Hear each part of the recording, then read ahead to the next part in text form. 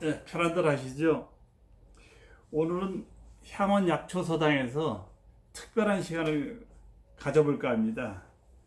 우리가 이제 살아가면서 부고를 많이 받습니다. 부고를. 이 부고를 받지요. 부고를 받으면은 우리가 이제 문상을 갑니다. 요즘은 이제 요즘이 아니라 뭐 전에도 이제 장례식은 보통 3일장, 5일장, 또 종교적인 사정이 있어가지고 3일째 되는 날이 5일째 되는 날이 일요일 경우에는 그 이튿날 월요일 날 장례식을 치러가지고 이제 4일장이 되는 경우도 이제 많이 있습니다. 그럼 때는 언제 방문을 해야 하느냐? 방문하는 시기는 그 돌아가신 이제 하루 정도가 지나서 가시는 게 좋습니다. 하루가. 그건 뭐냐면 빈소가 이제 그 상주 측에서도 이제 준비하는 시간이 필요합니다. 그 다음에 이제 좀 그 지방이라든 이렇게 떨어져 있는 저 가족 형제들이 이제 도착하는 시간도 있고 그렇기 때문에 하루가 지나면 거의 이제 저 준비가 다 되지요. 준비가 되면 이제 그때 방문하시면 되고 그 다음에 이제 옷차림은 어떻게 해야 하느냐? 보통 집에서 출발할 때는 그동안에 이제 장례식에 참석하던 그 복장이 있으십니다. 남자들은 뭐 검정 양복에 그 신화이 셔츠, 검정 넥타이가 이제 무난한 복장이고 여성분들은 그동안에 이제 입고 다니셨던 옷을 그대로 입으시면 되죠. 근데 이제 직장에서 이제 부고를 받았을 때 요즘은 이제 그 복장 자율 시대가 되다 보니까 이제 직장인들이 뭐 자유스럽게 뭐 청바지에 뭐 이렇게 티셔츠 뭐 이런 옷을 많이들 입고들 다니죠. 그럴 때 연락을 받았을 때는 집에 가서 옷을 갈아입고 가기가 굉장히 어렵습니다. 어려울 수가 많습니다. 그럴 때는 현재 있는 옷을 입고 그대로 가시면 됩니다. 여성일 경우에 이제 아주 짧은 뭐 치마라든지 액세서리가 많다 하면 액세서리는 좀 이렇게 띄어서 저 백에 넣어 놓으시고 그 문상을 하실 때 그 복장은 이따 이제 다시 말씀을 드리겠습니다.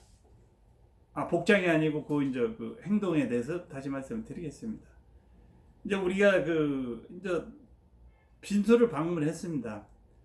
대도시에서는 거의 이제 빈소가 병원 장례식장이 많이 차려지죠. 차려져서 가면 그 빈소 입구에 이제 그 접수대가 있죠. 그러면 부의함이 보이고 방명록이 이렇게 보일 겁니다. 근데 절대 부의함에다가 부의봉투를 먼저 넣으시면 안 됩니다.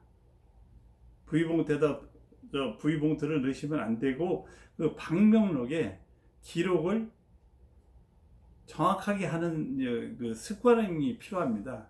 그건 뭐냐면은 그 상주 측에 이제 여러 남매가 있을 경우가 있잖아요. 여러 남매가 있을 경우는 이 방문한 문상객으로 온 사람의 이름만 써가지고서는 나중에 그걸 정리를 하는데 혼란이 올 수가 있습니다. 그러니까 예를 들어서 둘째 사이의 직장 동료, 뭐 셋째 며느리의 뭐 직장 동료, 뭐 이런 형태까지 봉투와 방명록에 정확하게 써주시는 게 좋습니다. 다음 부의함에 봉투를 넣지 말라고 하는 것은 뭐냐면은 내가 이 부의함에다 봉투를 넣는데 내가 원해서 찾아온 빈소가 아닐 수도 있습니다. 요즘은 뭐 큰 대형 병원은 뭐 수십 군데 뭡니까 빈소가 마련되어 있기 때문에 그런 혼란이 올 수가 있어요. 그럴 경우는 되돌려 받기가 쉽지가 않습니다. 개인 1인이 갔을 때는 뭐 사정 얘기를 하고 신분증을 내놓고 하다 보면 뭐 부의함 열쇠를 따고서는 하나 정도 찾을 수가 있는데 예를 들어서 내가 한 5-6분의 그 봉투를 가지고 갔다고 생각해 보십시오. 했는데 그 봉투를 넣었는데 그게 아니야. 그럼 그 되돌려 받기가 보통 쉬운 게 아닙니다. 물론 빈소에서 접수하는 그 사람들도 마찬가지죠. 그럴 경우에는 굉장히 혼란이 올 수도 있고 뭐 작은 시비가 일어날 수도 있습니다. 그러니까 절대 봉투를 먼저 넣으시면 안 됩니다. 이제 접수가 끝났습니다. 그러면은 국가 꽃을 이렇게 한 송이씩 주는 데가 있습니다. 주카것을 주면 주카것을 받아가지고 영정, 그리고 제단 영전 쪽에 이제 목례를 하고 제단 앞쪽으로다가 꽃을 이렇게 놓으시면 됩니다. 헌화를 하시면 됩니다. 근데 간혹 어디를 어느 식장에 보면은 꽃을 반대 방향으로 헌화하는 사람 쪽으로다가 꽃송이가 이렇게 놓여진 곳이 있는데 그것은 절대 잘못된 겁니다. 내가 그 고인을 위해서 고인을 추모하는 뜻으로다가 꽃을 놓는 거지 고인 보고 나를 위해서 해달라고 하는 그런 경우가 될 수가 있습니다. 그러면은 이제 헌화가 끝나고 난 다음에 뭐 1인이 가든 뭐 여럿이 가든 간에 이제 대표로다가 한 사람이 이제 향을 피웁니다. 그런 향을 피는 분들은 앞으로 두세 발짝 나와서 향로 앞에서 두 무릎을 꿇으셔도 되고 반 무릎을 꿇어도 됩니다. 그럼 향 앞에서 향을 보통 3개를 꺼내십니다. 3개. 3개를 꺼내가지고 옆에 보면 작은 촛대가 있을 거예요. 촛불이 있으면 거기서 이제 붙이시고, 만약에 거기에 이제 촛불이 없다고 그래가지고 양쪽 제단 옆에 있는 큰 초에서 향을 붙이시는 건 그것은 결례가 돼서 그건 안 됩니다. 그러면 작은 초가 없다 그러면 거기에 성냥이라든지 나이타가 있을 거예요.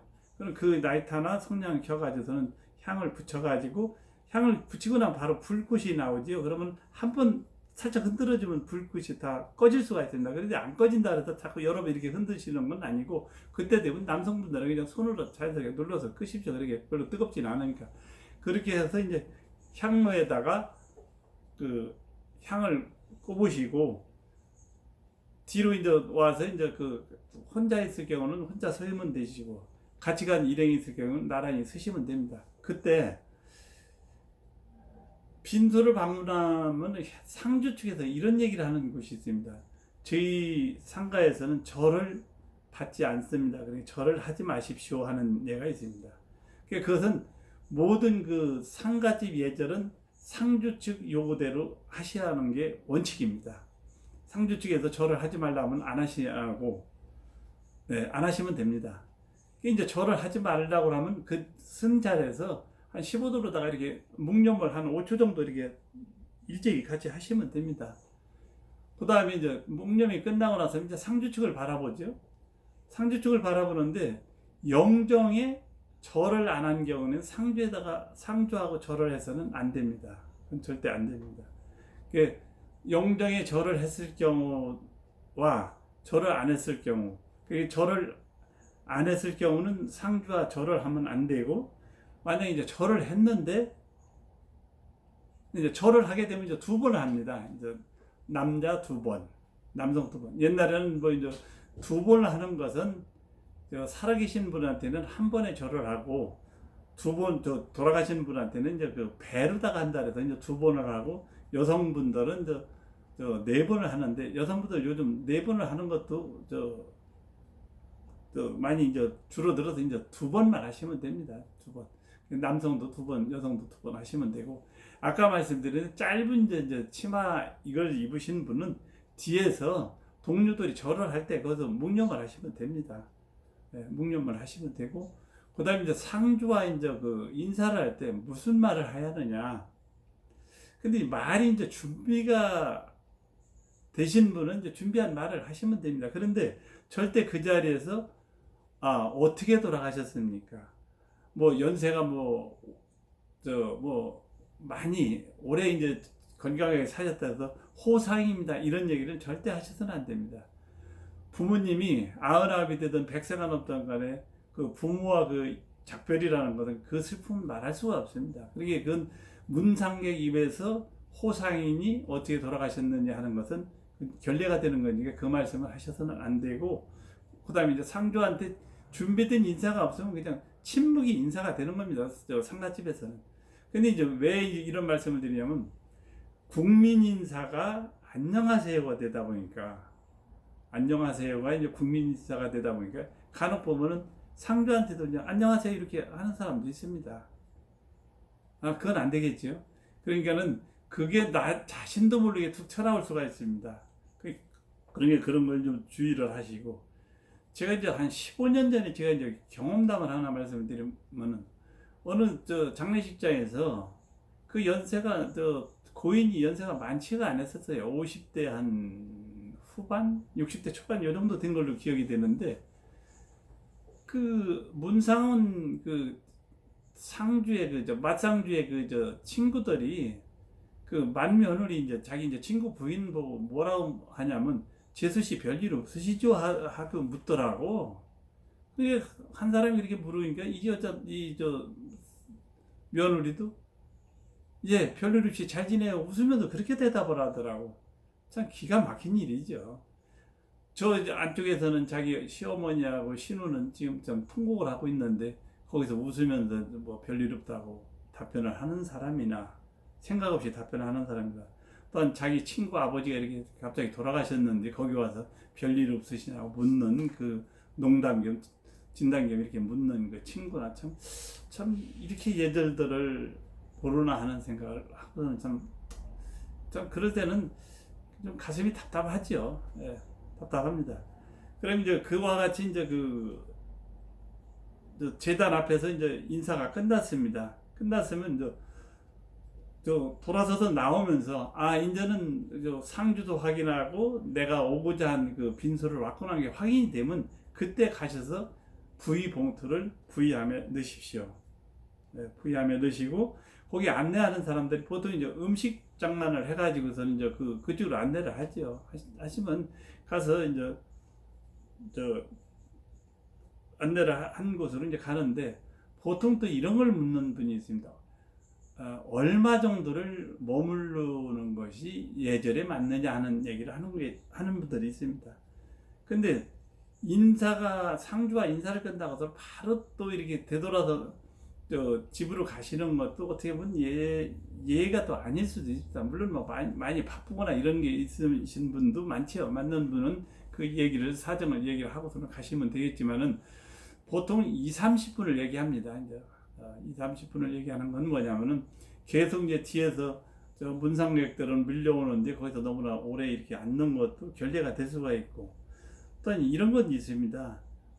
이런 말로 이제 썰렁하다고 하죠. 아직 뭐 이제 그 문상객들이 많이 오지 않아서 이제 썰렁할 때는 상주 측에서 좀 더 머물러 달라고 이렇게 얘기하는 경우에 더 좀 앉아있다 가시라. 이럴 경우에는 이제 그 분위기를 봐서 좀 더 머무르셔도 되지요. 더 머무르셔도 되고, 예, 그렇습니다. 우리 이제 동양 속담에 이제 말 한마디에 천냥빚을 갚는다는 얘기가 있죠. 말 한마디에 천냥빚을 갚는 것다는 얘기는 뭐냐면, 우리가 이제 말을 특히 이제 상가집에서 인사말이라든지 이런 것은 굉장히 중요합니다. 어쩌면 그때 말 한 번 실수가 이제 서로가 상대방이 느껴지는 건 오래 갈 수가 있습니다. 특히 이제 가까운 친인척일 경우에는 애들을 이렇게 데려가는 경우가 있습니다. 아이들을.